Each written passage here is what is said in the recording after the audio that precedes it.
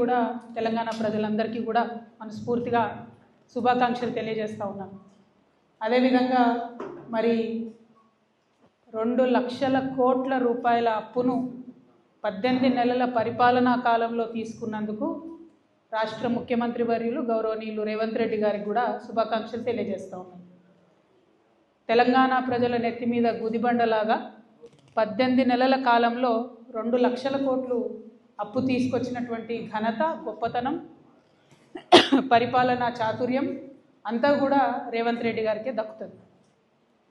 మరి మీకు ఒక విషయం తెలుసు, జనరల్గా నేను ఎప్పుడు కూడా నిర్దిష్టమైనటువంటి ఆధారాలు లేకుండా, కాగితాలు లేకుండా, ప్రూఫ్ లేకుండా ఎవరి మీద కూడా ఎప్పుడు అలిగేషన్ చేయలేదు. ఇవాళ ముఖ్యమంత్రి గారికి సంబంధించి నా దగ్గర ముఖ్యమైనటువంటి ఆధారాలు ఉన్నాయి. మీ ద్వారా ప్రజలకు చెప్తామని చెప్పే ఇవాళ ఈ ప్రెస్ కాన్ఫరెన్స్ ఏర్పాటు చేయడం జరిగింది.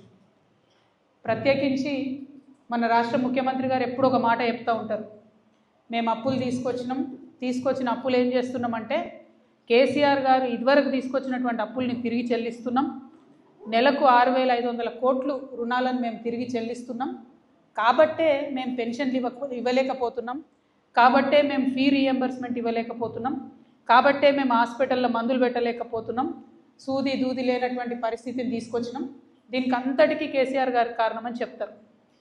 మేము అది ఇదివరకు కూడా ప్రెస్ మీట్ పెట్టి కాగితాలు చూపించి మీరు 6,500 కోట్లు కాదు నెలకు 1,200 కోట్లు కూడా కడతలేరని చెప్పి ఎక్స్పోజ్ చేయడం జరిగింది.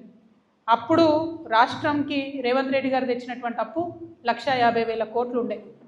ఇప్పుడు రేవంత్ రెడ్డి గారు తీసుకొచ్చిన అప్పు 2 లక్షల కోట్లు. వీటన్నిటి కోసం ఇంకా కొంత అప్పు వాళ్ళ దగ్గర మనం తెచ్చుకున్నటువంటి అప్పు కేసీఆర్ గారు ఇమీడియట్గా ప్రాజెక్టులను కడుతూ అప్పును కూడా వాళ్ళకి కట్టాల్సినటువంటి కిస్తీలు ఏవైతే ఉంటాయో, ఇన్స్టాల్మెంట్లు ఏవైతే ఉంటాయో, ఈఎంఐలు కట్టుకుంటూ పోయినారు కేసీఆర్ గారు. అందుకని ఆ సంస్థ కేసీఆర్ గారికి 2022లో మనకు ఏ గ్రేడ్ ఇచ్చింది అంటే ఎప్పటికప్పుడు అప్పు బాధ్యతాయుతంగా చెల్లిస్తున్నటువంటి రాష్ట్రాల్లో ఒకటిగా కేసీఆర్ గారు ఉన్నటువంటి సందర్భంలో ఏ గ్రేడ్ ఇచ్చింది. ఏ గ్రేడ్ సిబిల్ రేటింగ్ ఇచ్చింది కాబట్టే కేసీఆర్ గారు ప్రాజెక్టులకు కట్టాలనుకున్నప్పుడు మళ్ళీ తిరిగి ఆయనకు అప్పులు పుట్టింది. మన రాష్ట్రం కూడా, మా సంస్థకు కూడా ఇబ్బంది, ఇద్దరి రేటింగ్స్ కూడా పడిపోతాయి, దయచేసి వెంటనే కట్టండి అని చెప్పింది. నేను ఇవాళ ముఖ్యమంత్రి గారిని ప్రజల తరఫున డిమాండ్ చేసేది ఒకటే, ఏంటంటే మీరు 2 లక్షల కోట్ల అప్పు తెచ్చిరు, ఇప్పటి వరకు మీరు కడతామని చెప్పినటువంటి అప్పు కడతలేరని ఆ సంస్థనే చెప్తున్నది. ఏం చెప్తొచ్చిరు మీరు? కాళేశ్వరంలో 1,000 కోట్ల అప్పు కేసీఆర్ తెచ్చి నేను కడతలేరన్నానని నేను ఆధారాలు ప్రెస్ మిత్రులకు ఇస్తున్నా, పత్రికా మిత్రులకు ఇస్తున్నా. మరి ప్రభుత్వం ఇప్పుడు జవాబు ఏం చెప్తుంది? మీరు ప్రాజెక్టులకు డబ్బులు వాపసు కడతలేరు, ప్రజలకు పథకాలు ఇస్తలేరు, మరి ఎక్కడికి పోతున్నాయి తెచ్చిన డబ్బులు? ఎందుకు రాష్ట్రం మీద అప్పులు తీసుకొచ్చి ఎక్కడికి మళ్ళీ ఇస్తున్నారు? దానికి కూడా ఒక ఆధారం చెప్తా, కాగితం వచ్చినాక ఇంకా బాగా చూపిస్తా. కానీ జరుగుతున్నది ఏంటంటే ఒక కొడంగల్ లిఫ్ట్ ఇరిగేషన్ స్కీమ్ అని పెట్టిరు ముఖ్యమంత్రి గారు. పెట్టి 2 సంస్థలకు ఇచ్చిరు. అది ఒకటి మెగా కృష్ణారెడ్డి గారికి, ఇంకోటి పొంగులేటి శ్రీనివాసరెడ్డి అన్న గారి కంపెనీకి ఇచ్చింది. కేసీఆర్ గారు 10 సంవత్సరాల పరిపాలనలో ఏదన్నా ప్రాజెక్టు తలపెడితే అడ్వాన్స్ ఇయ్యలే. ఎప్పుడు సార్ పని చేయండి పైసలు తీసుకోండి అన్నారు, కానీ కాంట్రాక్టర్లకు ఎప్పుడు అడ్వాన్స్ ఇయ్యలే. రేవంత్ రెడ్డి గారు వచ్చి ఏం చేసిరు? ఇద్దరు సంస్థలకు కలిపి అని పేరుండే. ఈయననేమో రేవంత్ రెడ్డి గారు ఆ రాజాని దాటిపోయాను, రాజులకే రాజు, బాద్షాంకే బాద్షా పని చేయను. ఈయనకేమి ఇవ్వాలా బిరుదు? మరి రాజులకు రాజు అంటే చక్రవర్తి అంటారు. అందుకనే తెలంగాణ జాగృతి తరఫున ఇవాళ రేవంత్ రెడ్డి గారికి అవినీతి చక్రవర్తి అనేటటువంటి బిరుదుని ఇస్తున్నాం. ఈ అవినీతి చక్రవర్తి గారి అవినీతి భాగోతం అంతా మీకు తెలుసు. నేను సమాచారం లేకుండా మాట్లాడను, మీకు తెలుసు నేను ఆధారం లేకుండా మాట్లాడను. ఖచ్చితంగా ఒక 1.5 మంత్లో అవినీతి చక్రవర్తి గారి అవినీతి భాగోతం అంతా కూడా ఒక మంచి బుక్కేసి తెలంగాణ ప్రజలందరూ కూడా జాగృతి తరఫున పంచడం జరుగుతుంది. ఇలా బాధ ఎందుకు అవుతుందంటే తెచ్చినటువంటి అప్పుతోని రాష్ట్రం బద్నాం అవుతుంది, కానీ అన్ని వ్యవస్థలు కుప్పగొలుతున్నాయి.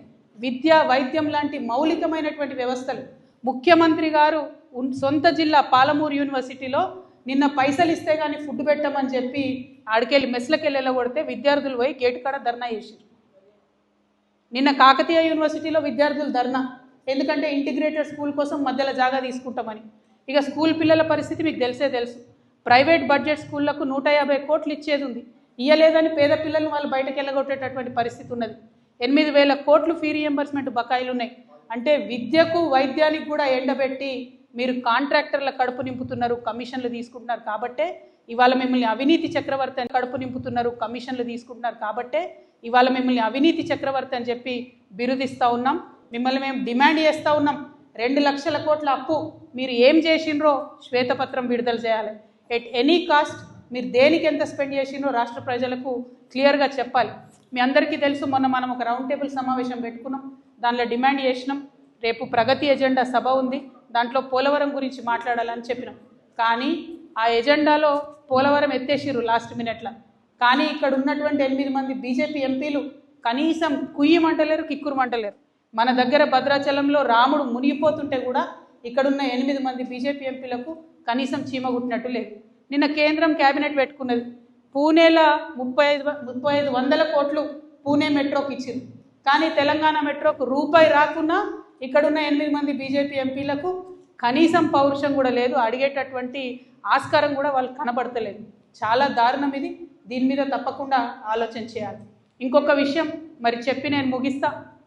జూలై 6వ తారీఖు నాడు ఇక్కడ ప్రజాభవన్లో రేవంత్ రెడ్డి గారిది, చంద్రబాబు నాయుడు గారిది మీటింగ్ అయ్యి హైదరాబాద్ బిర్యానీ ఆయనకు పెట్టిన తర్వాత, ఈయన గోదావరి నీళ్ళన్నీ కట్టగట్టి గిఫ్ట్ లాగా ఆయనకి ఇచ్చిన తర్వాత, నేను మళ్ళా చెప్తున్నా, నిన్న కూడా చెప్పిన, కేసీఆర్ గారు కళలో కూడా తెలంగాణ ప్రజలకు ఏ విషయంలో కావచ్చు, ఆ నీళ్లు కావచ్చు, నిధులు కావచ్చు, నియామకాలు కావచ్చు, కళలో కూడా ఆయన తెలంగాణ ప్రజలకు అన్యాయం చేయబోడు. రేవంత్ రెడ్డి గారు జూలై 6వ తారీఖు చంద్రబాబు నాయుడు గారితో మీటింగ్ తర్వాతనే కొత్తగా వచ్చినటువంటి project Polavaram Banakacherla linkage project. ఆయన చాలా తెలివిగా పెద్ద ఆయన చంద్రబాబు నాయుడు గారు అనుభవజ్ఞులు కాబట్టి వారి అనుభవం అంతా ఉపయోగించి గోదావరి కావేరీ లింకేజ్ అని 90% నిధులు కేంద్ర ప్రభుత్వం నుంచి రాబట్టి వాళ్ళు బనకచెర్ల ప్రాజెక్టు కట్టుకుంటున్నారు. కానీ మన ముఖ్యమంత్రి గారు మన నీళ్లు దోపిడీకి గురవుతున్నా కూడా కనీసం మాట్లాడలేనటువంటి స్టేజ్లో మన ముఖ్యమంత్రి గారు ఉన్నారు. మరి ఆయన తొందరగా మేల్కొనాలి. అప్పుడే జూలై 2024లోనే పనులు అయితే ప్రారంభమైనాయి. ఇప్పుడు మేల్కొని మేము ఆపేస్తాం బనకచెర్లను అని చెప్పి గప్పాలు కొడుతున్నారు మంత్రులు తప్పితే చేసిందేమీ లేదు. ఇప్పటి వరకు కూడా అపెక్స్ కౌన్సిల్ మీటింగ్ అడుగుతలేరు, మోడీ గారిని ప్రశ్నిస్తలేరు. సో 100% ఇది నాటకం తప్పితే నిజం కాదని చెప్పి నేను భావిస్తూ ఉన్నాను.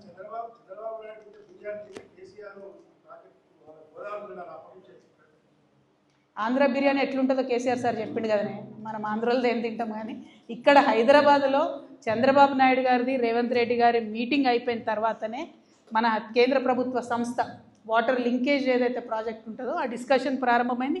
అది ఆధారాలతో సహా ఉన్నది. జూలై 15న వాళ్ళు మీటింగ్ పెట్టుకున్నారు. సో ఇందులో కొత్తదనం ఏం లేదు. కేవలం చంద్రబాబు నాయుడు గారికి ఎదురు చెప్పలేనటువంటి ఒక అచేతన స్థితిలో మన రాష్ట్ర ముఖ్యమంత్రి గారు ఉండడం నిజంగా కూడా మన రాష్ట్ర ప్రజల యొక్క దౌర్భాగ్యం. Thank you. జై Telangana. Hi everybody, this is Kiriti Damaraju. Like, share and subscribe to Saira TV.